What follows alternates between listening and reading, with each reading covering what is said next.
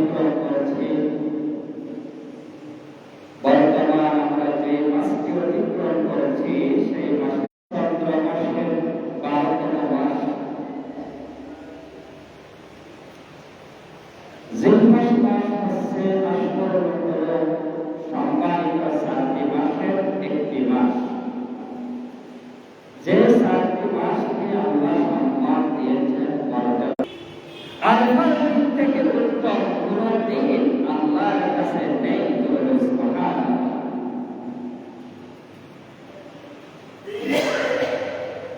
বিশ্বনবী বলেন খায়রুদ দুআই দুআউ আরফা।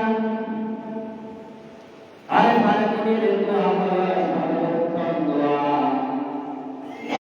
সমস্ত পৃথিবীর জগৎ আল্লাহর হামদ, আল্লাহর প্রশংসা, আল্লাহর লাহুল মুলকু ওয়া লাহুল হামদু ওয়া হুয়া আলা কুল্লি শাইইন কাদির।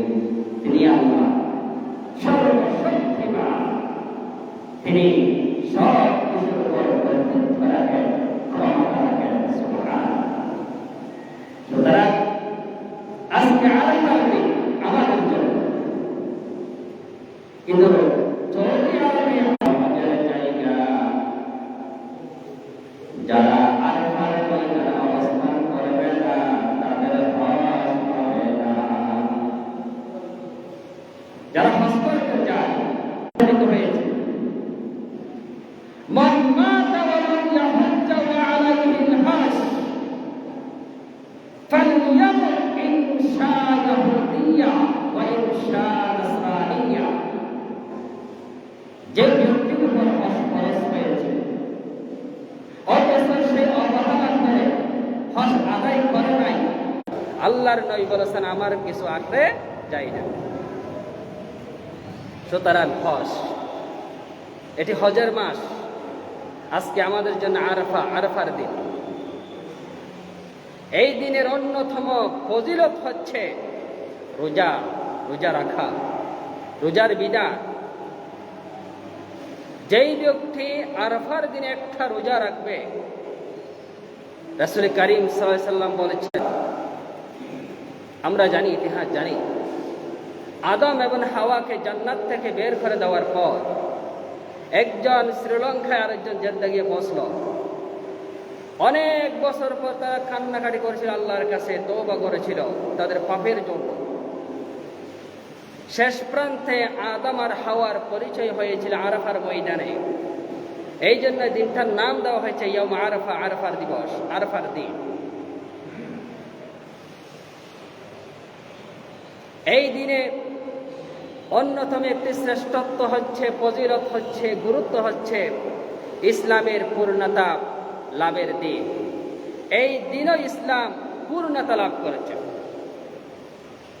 রাসূল করিম সাল্লাল্লাহু আলাইহি সাল্লাম 632 খ্রিস্টাব্দে হিজরি 10ম হিজরি সনে প্রায় 1.25 লক্ষ হাজীদেরকে নিয়ে হজ পালন করেন।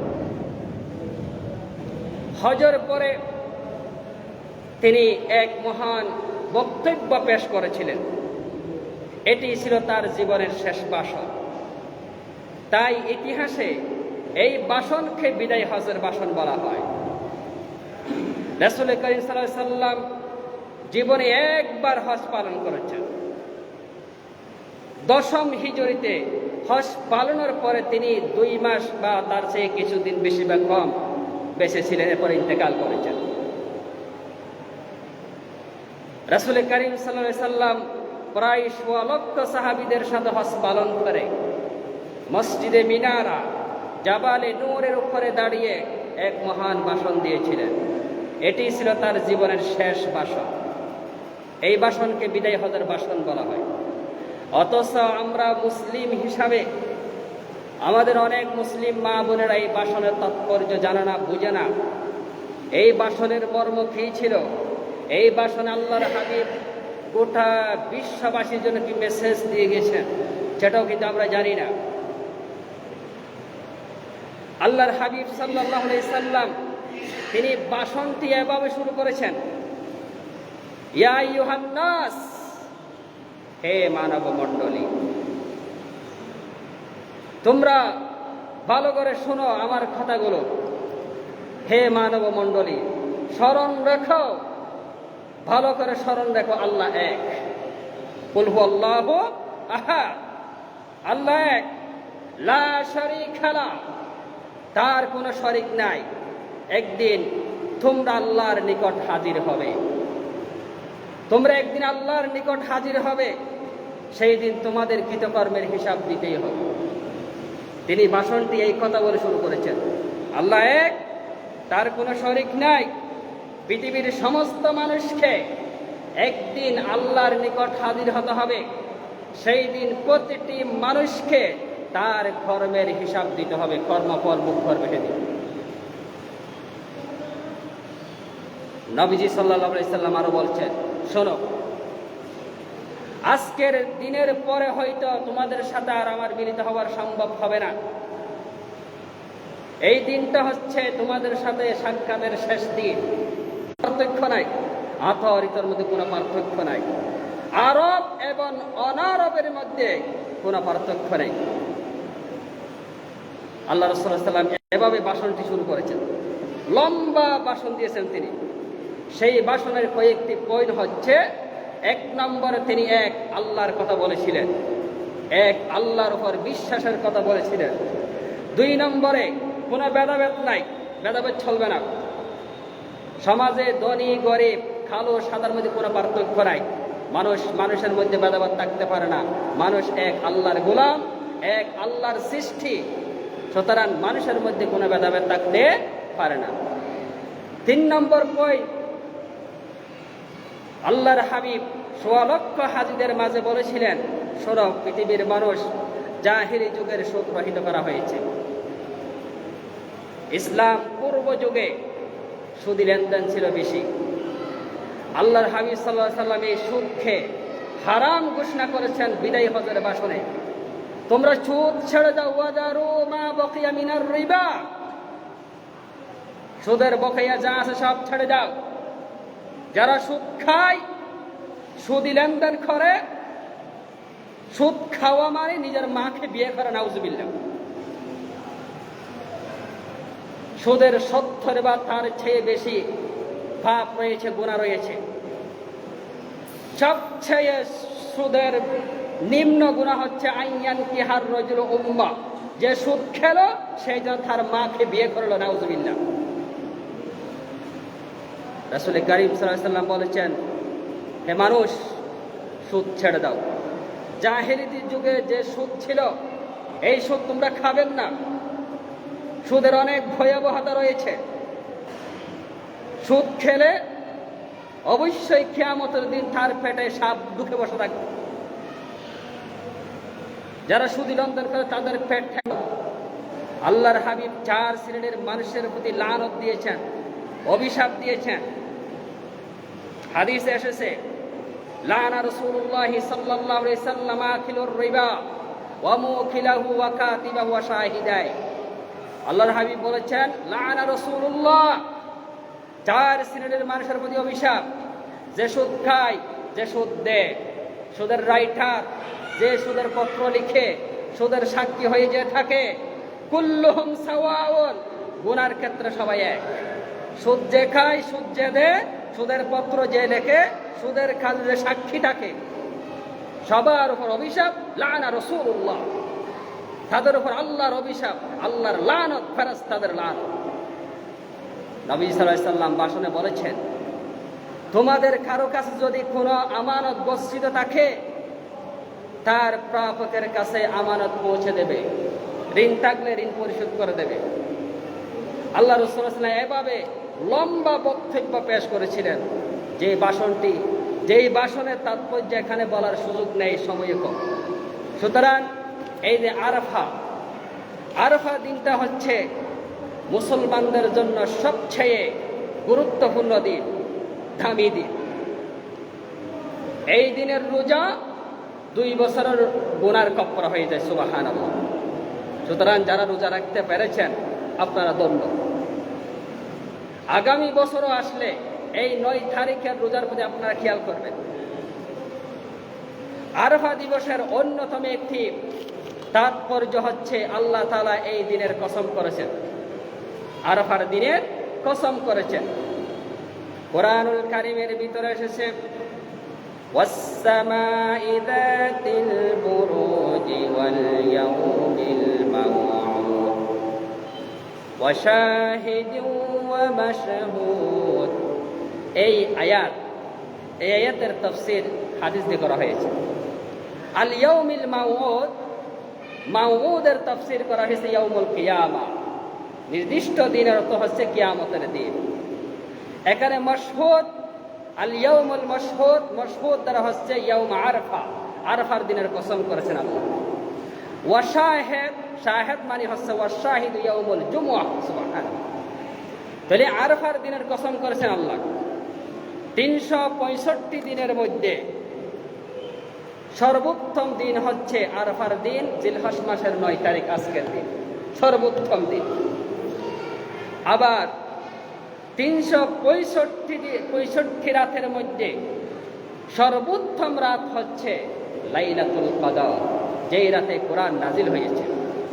কদরের রাত সর্বোত্তম রাত। আবার 12টি মাসের মধ্যে সর্বোত্তম মাস হচ্ছে রমজান মাস, সর্বোত্তম মাস। সপ্তাহের মধ্যে সর্বোত্তম দিন হচ্ছে ইয়াউমুল জুমআহ।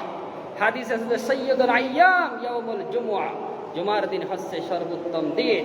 আল হজ্জু আল জুমআতু হজ্জুল মাসাকিন, জুমআ হচ্ছে মিসকিনদের হজের দিন, গরিবের হজের দিন, অভাবীদের হজের দিন। অথচ আমরা এই দিনটাকে গুরুত্ব বুঝি না। আজান হয়েছে কখন, এখনো মানুষের আনাগোনা কম। জুমার দিনে, জুমার দিনটা পর্যন্ত আমরা অবহেলা করে ফেলে দিই। আজানের সাথে সাথে আমরা মসজিদে আসতে পারি না। একেবারে শেষে ইমাম সাহেব যখন খুতবা দেওয়ার জন্য মিম্বারে ওঠে, তখন মুসল্লিরা আসে। এত উদাসীন হলে তো চলবে না। আল্লাহ বলেছেন ফাসআউ ইলা যিকরিল্লাহ ইযা নুদিয়া লিস-সালাত মিন ইয়াউমিল জুমআহ ফাসআউ ইলা যিকরিল্লাহ। জুমার দিন যখন আজান হয় তখন ব্যবসা বাণিজ্য সব হারাম হয়ে যায়, গল্প হারাম হয়ে যায়, ব্যবসা বাণিজ্য হারাম হয়ে যায়, বেচা কেনা হারাম হয়ে যায়। আজানের সাথে সাথে ফাসআউ ইলা যিকরিল্লাহ, আল্লাহ বলেছেন তোমরা জিকিরের দিকে চলে আসো। এখানে জিকির অর্থ অনেক। জিকির মানে জুমার নামাজ, জিকির মানে খুতবা, জিকির মানে হচ্ছে নামাজ, জিকির মানে দুআ, জিকির মানে কোরআন, অনেক অর্থ রয়েছে। এখানে জিকির দ্বারা উদ্দেশ্য হচ্ছে খুতবা এবং নামাজের জন্য আসো। আজান হয়েছে, তোমরা নামাজের জন্য দৌড়ে চলে আসো, অথচ আমরা আসি না। আল্লাহ পাক এই দিনের কসম করেছেন, জুমার দিনের ফজিলত বর্ণনা করেছেন, আরাফার দিনের কসম করেছেন। আরাফার দিনের কেন কসম করেছেন? যেহেতু আরাফার দিন বেশি দামি। আল্লাহ পাক জিলহজের 1 থেকে 10 তারিখ পর্যন্ত এই দিনগুলোর গুরুত্ব বোঝা দেখি আল্লাহ কসম করেছেন।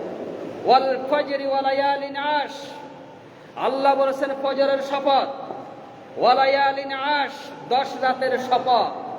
10 রাত মানে হচ্ছে জিলহজ মাসের প্রথম 10 রাত। এই 10 রাতের শপথ, এই আলোচনা গত জুমা আমি করেছি। এই আরাফার দিনে আল্লাহ এত সংখ্যক মানুষের জন্য ঘোষণা করেন, এত মানুষকে আল্লাহ ক্ষমা করে দেন, আর কোনোদিন ক্ষমা করেন না। এই আরাফার দিনে ইবলিস এত যে বঞ্চিত, লাঞ্ছিত, অপমান হয়, আর কোনোদিন হয় না। এটি শ্রেষ্ঠ দিন, শ্রেষ্ঠ দিন, শ্রেষ্ঠ রাত। এই জন্য আরাফা। আগামীকাল হচ্ছে ইয়াউমে নাহার, কুরবানির দিন। এই কুরবানির বিশেষ কিছু গুরুত্বপূর্ণ সুন্নাত আমল রয়েছে, যেগুলোর প্রতি আমরা উদাসীন। এখন আমি সেই সুন্নতগুলো বলবো। এই সুন্নতগুলো আমরা পালন করার জন্য চেষ্টা করব। আমার মা বোনরা আপনারাও এই সুন্নতগুলো পালন করার জন্য চেষ্টা করবেন। আল্লাহর হাবিব সাল্লাল্লাহু আলাইহি সাল্লাম বলেছেন, মান হাব্বা সুন্নতি ফাকাদ হাব্বানি, যে আমার সুন্নতকে ভালোবাসলো সে আমাকে ভালোবাসলো। সুবহানাল্লাহ। ওয়া মান আহাব্বানি কানা মাই ফিল জান্নাহ, আর যেই ব্যক্তি আমার সুন্নতকে ভালোবাসবে আমি তাকে নিয়ে জান্নাতে যাব। সুবহানাল্লাহ। অথচ আমরা আমাদের কাছে সুন্নতের অনেক ঘাটতি। আমাদের এই শরীরের প্রতি তাকালে দেখা যায় কত সুন্নতের ঘাটতি। এগুলো আস্তে আস্তে আমাদেরকে পূরণ করতে হবে। একদিনেতে না পারলে আস্তে আস্তে একটা একটা সুন্নত আমাদের আমল আনতে হবে। ঈদ উল আজহার 1 নম্বর সুন্নত হচ্ছে ভোরে খুব তাড়াতাড়ি ঘুম থেকে ওঠা। এটি 1 নম্বর সুন্নাত, খেয়াল রাখবেন। সকাল সকাল ফজরের আজান হলে আজানের আগেই ঘুম থেকে উঠে নিজ মহল্লা ইমামের পিছনে জামাতে ফজরের নামাজ পড়া ঈদের দিনে 1 নম্বর সুন্নাত। অথচ আমাদের ভাইয়েরা, যুবক ভাইয়েরা, তরুণ ভাইয়েরা, বৃদ্ধ বাবারা এই ঈদের দিনের রাতে, ঈদের রাতটা যে অবহেলা করে কাটায়, রাত করে ঘুমায়, ওই যে ঈদের জামাতের 5 মিনিট আধা ঘন্টাতে ঘুম থেকে উঠে ঈদের নামাজ পড়তে আসে। নামাজ ছাড়া আপনার ঈদের নামাজের কোনো মূল্য নাই। নামাজ ছাড়া আপনি ঈদের নামাজ পড়ে কুরবানি দিবেন, এই কুরবানির কোনো দাম নেই। এটি আমি বারবার বলে আসতেছি। নামাজ নাই, কুরবানি নাই। নামাজ আছে, কুরবানি আছে। নামাজের সাথে যার সম্পর্ক নাই, কুরবানি তার জন্য কল্যাণকর নয়। এটি আমি বারবার বলে আসতেছি 3 জুমা ধরে। সকালে ঘুম থেকে উঠে ফজরের নামাজ পড়া 1 নম্বর সুন্নাত। এটি ফরজ বিধান।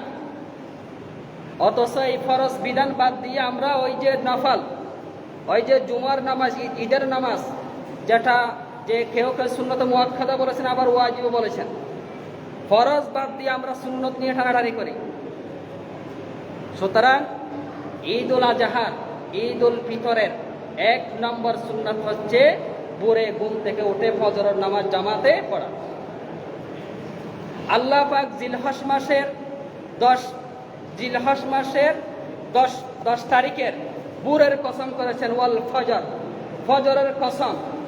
এখানে ফজরের কসম দ্বারা বিপুল সংখ্যক মুফাসসির বলেছেন ফজরের কসম দ্বারা কোন ফজর?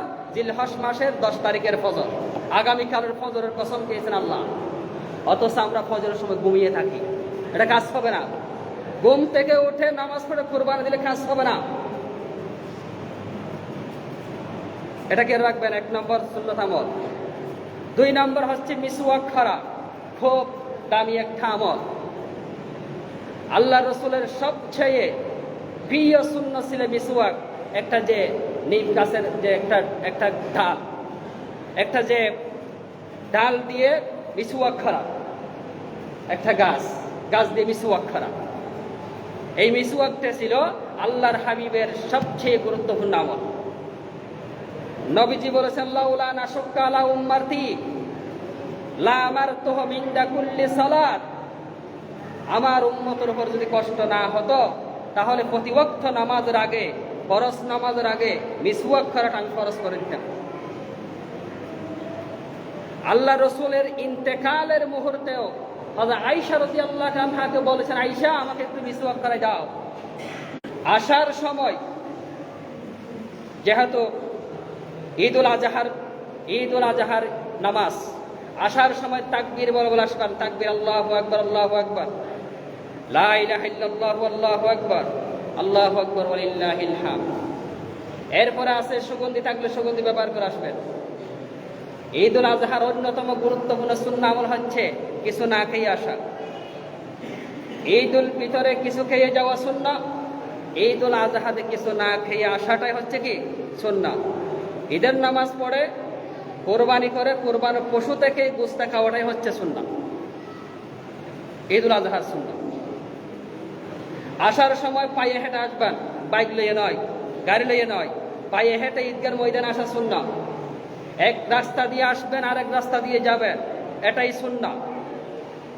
ঈদের নামাজ ঈদগার ময়দানে গিয়ে পড়াই সুন্নাহ। এবার আসেন, ঈদের নামাজ কোথায় পড়বেন? শরঈ কোনো উযর ছাড়া কোনো কারণ ছাড়া ঈদের নামাজ মসজিদে পড়া যায় নাই। সরি ওজোর কি, বাইরে মনে করেন বেশি বৃষ্টি, মাঠও আছে, বৃষ্টি বেশি, এই মুহূর্তে ঈদের নামাজ মসজিদে পড়া কি আছে, জায়েজ আছে। যদি মনে করেন বৃষ্টি নাই, আকাশ সুন্দর, আকাশ পাতা সব কি সুন্দর, আবহাওয়া খুব ভালো, এরপরেও যদি আপনি মসজিদে নামাজ পড়েন, কাঙ্ক্ষিত নামাজ আদায় হবে না। শরীয়তে কোনো উযর ছাড়া মসজিদের ভিতরে নামাজ পড়া জায়েজ নাই। এমনকি বাইরে নামাজ পড়লে মসজিদের একটা জায় নামাজও বের করা জায়েজ নাই। আপনার জায় নামাজ আপনি বাড়ি থেকে আনবেন, বসার জন্য বসার জিনিস আপনি ঘর থেকে নিয়ে আসবেন, এগুলো খুব গুরুত্বপূর্ণ জিনিস।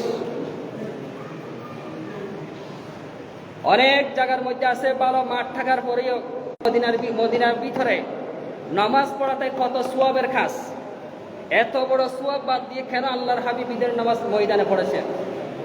তাহলে বোঝা গেল 5 ওয়াক্ত নামাজের সাথে ঈদের নামাজ সম্পৃক্ত নয়।